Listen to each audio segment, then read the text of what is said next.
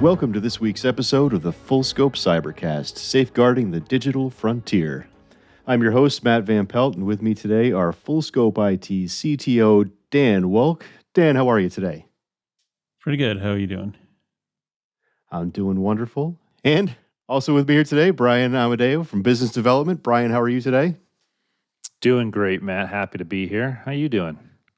I'm doing wonderful.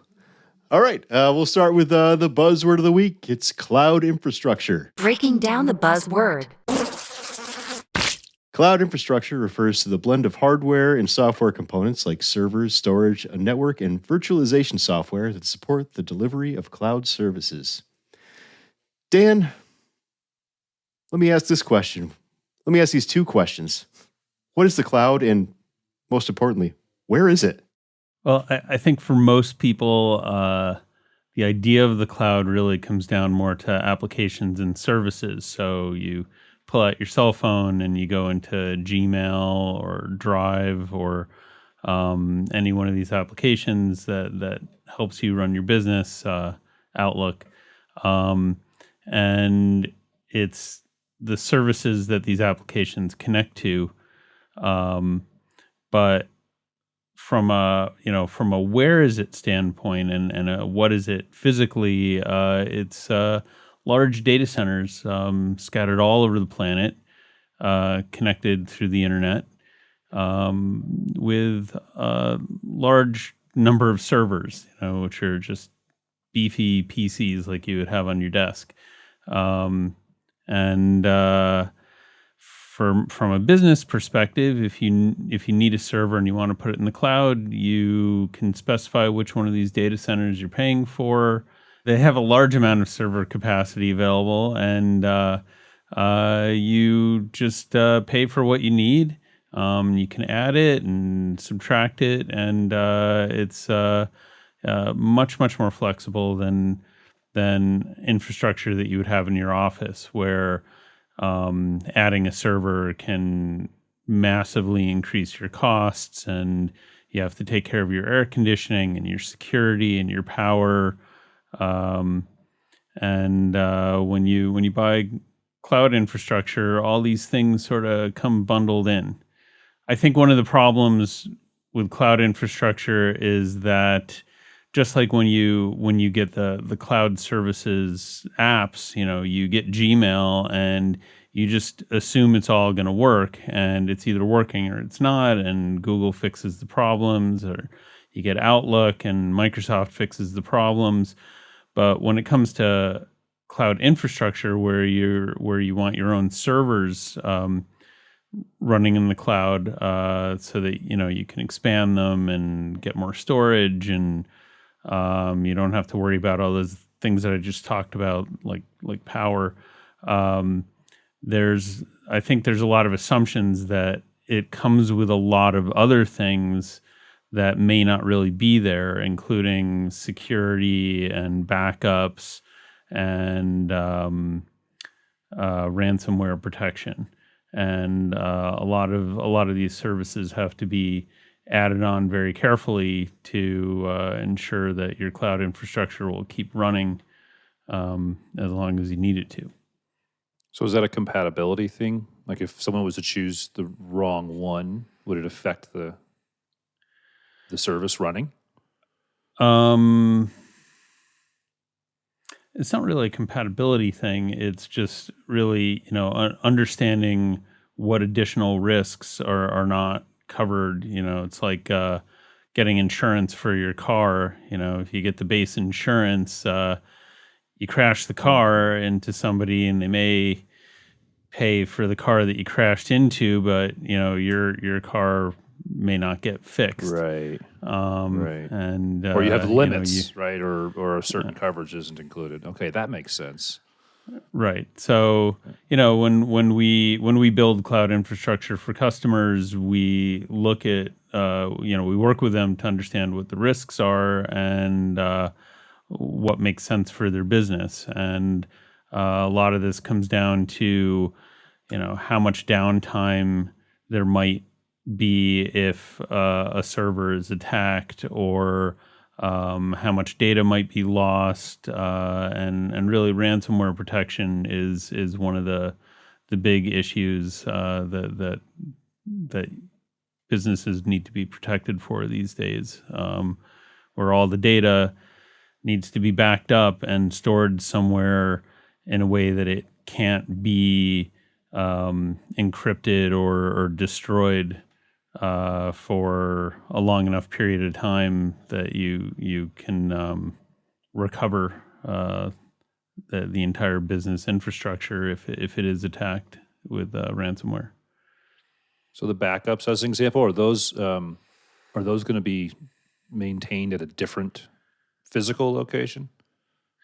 Ideally, backups should be, there should be at least one set of backups that are at another location, and one of the other big buzzwords these days is immutability, and at least one of your sets of backups should be immutable, where not even you have permission to delete it. And not even the technicians at the company that are storing it have permission to delete it. So if ransomware does get on your system, very often they intentionally try to find your backups and destroy them. And by having immutable backups, they may destroy some of the backups, but they won't be able to destroy all of them. Actually that makes sense that you would need that. And that way it and eliminates even that the oops. Yeah.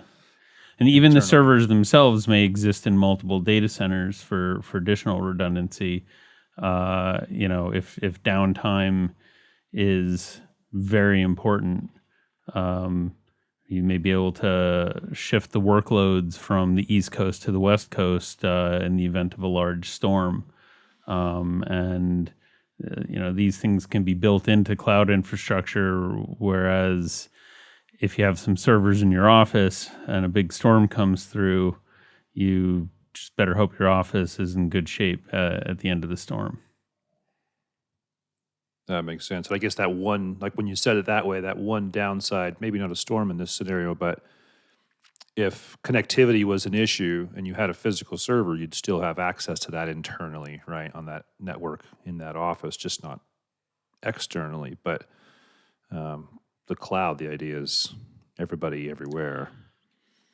Yeah, and in these days, in most locations where our clients are, the access to high speed internet infrastructure is very easy to acquire now. There's multiple companies, and there's a lot of fiber optics, and a lot of the detractors to going to cloud infrastructure have really disappeared in the past decade. Yeah, so it sounds like it's a no-brainer to go to cloud infrastructure. Dan, is there any reason why a company wouldn't move to that or can't? There's a few scenarios that we've run into where there's very specialized servers that you can't get from the cloud infrastructure providers. Although in some cases you can find providers where you can just send them your equipment and they'll put it into a rack in their data center. So we see that less and less these days. And there may be some very, very high security situations where you may not legally be allowed to put your servers in the cloud. But even those situations are pretty much disappearing. Even government agencies have special data centers that they're allowed to put their cloud infrastructure in.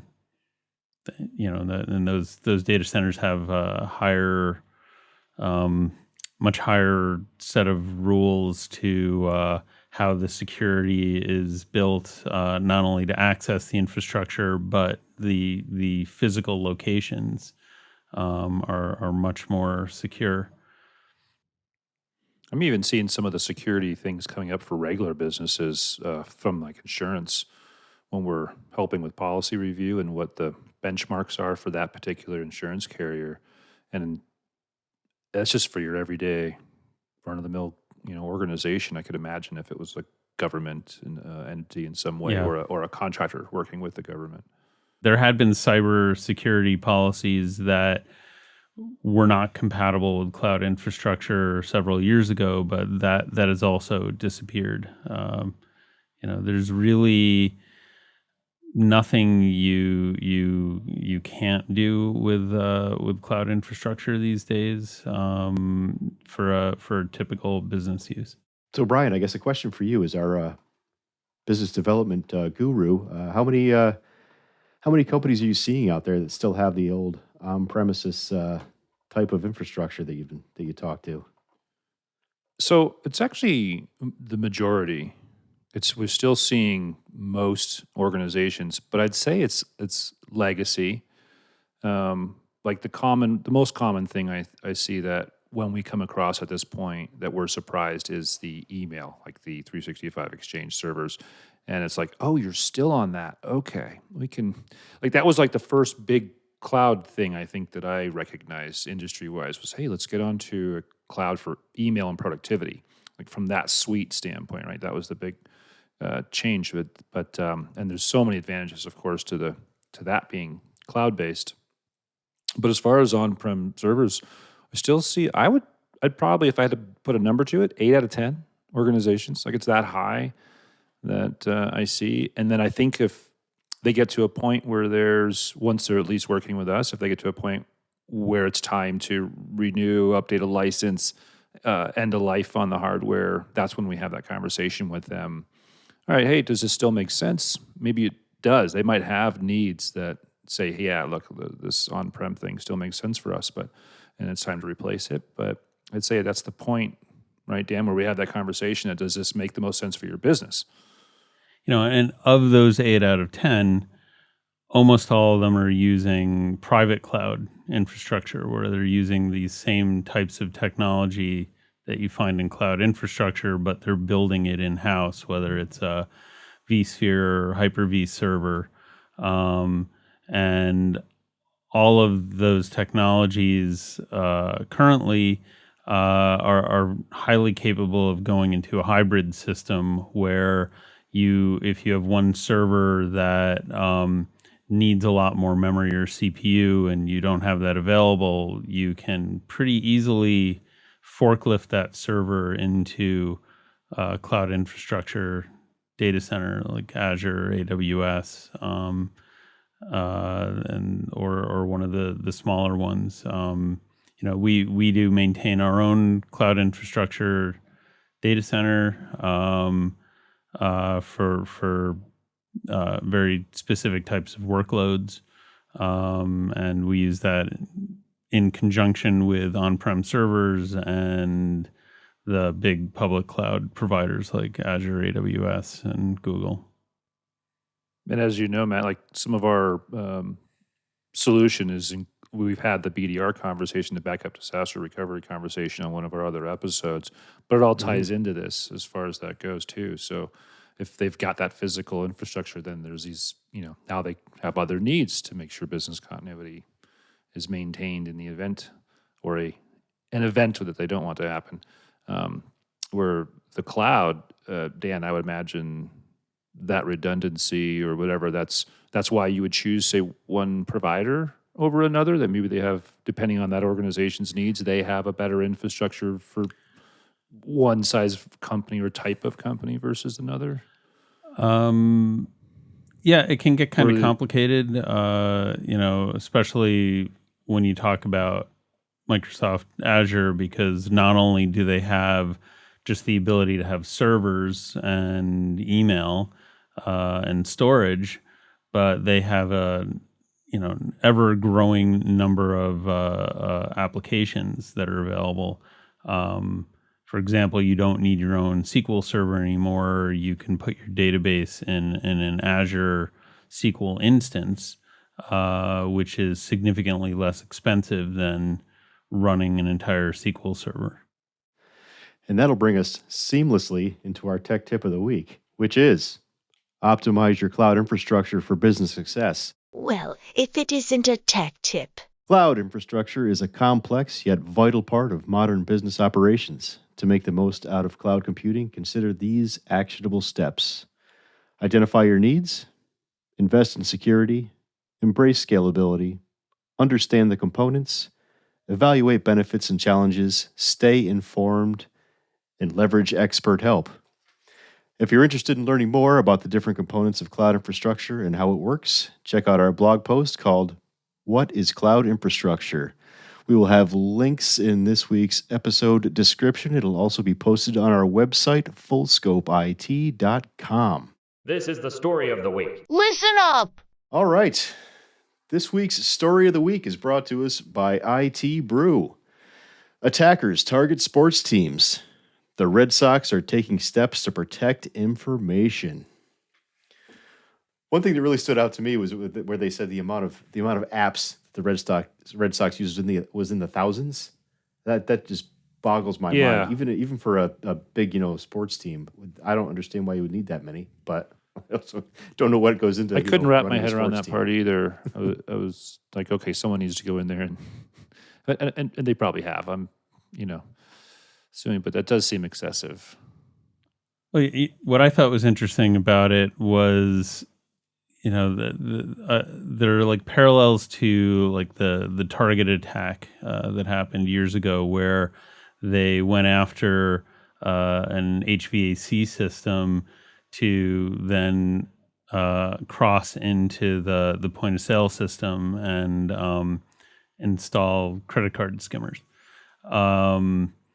And, as you go into cloud applications, these same types of vulnerabilities exist. And what I found interesting in there was that they were talking about how, there's bookkeepers and accountants and people in the back offices that you don't really associate with an organization like the Red Sox.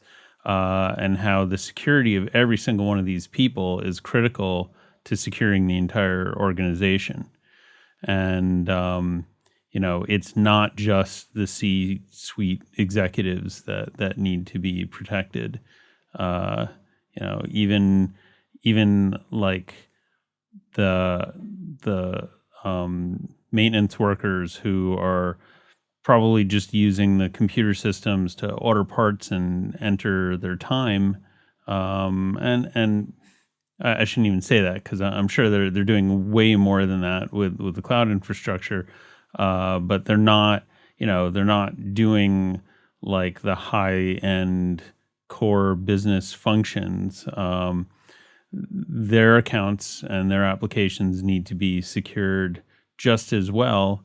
Because if they're not, you will find, a chink in the armor where if you can get into that, that one part-time guy's account, he may not know that he has access to some financial information that wasn't secured properly.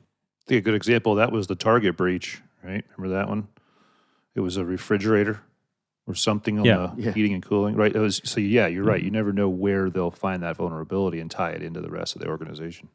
Yeah, and when you think about the number of people, and everybody has a smartphone. So there you go. You have people walking around with vulnerabilities right in their pocket, all day long.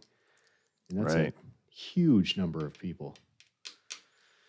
Right. And these systems are available on the internet. So attackers can be anywhere at any time and just keep trying to attack. And like you said, the number of applications just constantly grows. There's people are always coming up with new applications to help run your business, and every single one of them requires the level of attention to the security, and it makes for a big, complex surface to protect. Yeah, and you can see that on the level of like even a smaller company. They get a newer app, keep the old one around because they need them both for a time, forget to get rid of the old one. Meanwhile, that one's not getting updated. where the new one is. There's your vulnerability. And right there. Microsoft and Google are constantly throwing more apps at the business suites that just get bundled in. These may not even all be in use, but they show up in the users' application trays, and the user, they may get used and they may have vulnerabilities, or may just not be secured properly. And I think there's a level of assumption there that if it's part of, say, the Microsoft suite, that it would maintain the same security level as your email or anything else that comes from them. Not so sure if that's the case or not, but that's at least I think the perception. I found the article interesting. Something else in the article interesting though was the fact that it brought up the 49ers as well. Like I wonder if they're starting to realize that that sports teams are targets. It's funny, Because I clicked there's on that link thousands. and was reading up about it, and that was like this Blackbyte, I guess was the name, and they're a ransomware as a service group. I mean, that's crazy. You can hire a ransomware company. So that AAS, right, with that we see on so many acronyms, that's probably something else that's good for our listeners. So it's as a service, right? But there's a lot of things that are now being positioned that way. Like you need this, and so we're going to offer this as a service, and it's kind of an a la carte in comparison to what it used to be. And at first, I was like, okay, this seems just more like a subscription grab than anything else. But as we're seeing the landscape change of security and how the times are changing and the different ways that organizations are, I don't say becoming more vulnerable, but they are more vulnerable. That they're finding these vulnerabilities. You do have to get very specific, and you do have to create, I think, more narrow scope services to try to fortify those scenarios. But anyway, I just wanted to bring up the as a service, because I think that's also something out there that people probably see all this something AAS and like, what is that? Yeah, to me, it just struck me as funny as, something illegal and harmful that's so, seems so innocent as just this as a service, It's like, Yeah. all right, we can market ourselves. We do ransomware. You can, for a one low monthly payment, you can have us do all your ransomware needs. Yeah, is that a new way to say we manage as a service? Something for everybody out there. Managed service provider. Thank you all for joining us for this week's edition of the FullScope Cybercast, Safeguarding the Digital Frontier. Thank you to my panel members, Brian Amadeo and Dan Walk. And we'll be back next week with another episode. So until then, stay behind your firewall.